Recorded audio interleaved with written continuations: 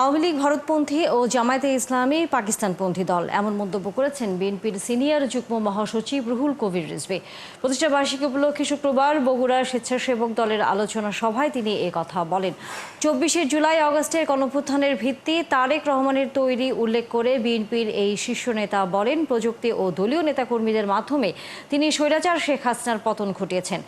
ডাকসু নির্বাচন প্রসঙ্গে ঢাকা বিশ্ববিদ্যালয়ের ভিসির সমালোচনা করে রুহুল কবির রিজভী বলেন, তিনি নারী প্রগতি, নারীর উন্নয়ন ও নারীর অধিকারের ব্যাপারে নিষ্ক্রিয় থাকেন। এ সময় ছাত্র শিবিরের ভিপি ও জিএস প্রার্থী অতীতে ছাত্রলীগের রাজনীতির সাথে যুক্ত থেকে গণতান্ত্রিক আন্দোলন দমনে কাজ করেছে বলে মন্তব্য করেন বিএনপির এই শীর্ষ নেতা।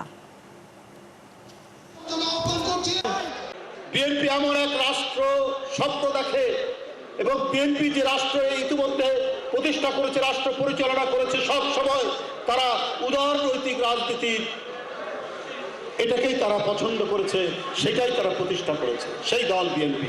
এখানে বিভিন্ন রাজনৈতিক দল কথা বলবে, মত প্রকাশ করার স্বাধীনতা থাকবে এবং সবাই মিলে রাষ্ট্র গঠন করার যে প্রচেষ্টা সেইটা বিএনপি চায়।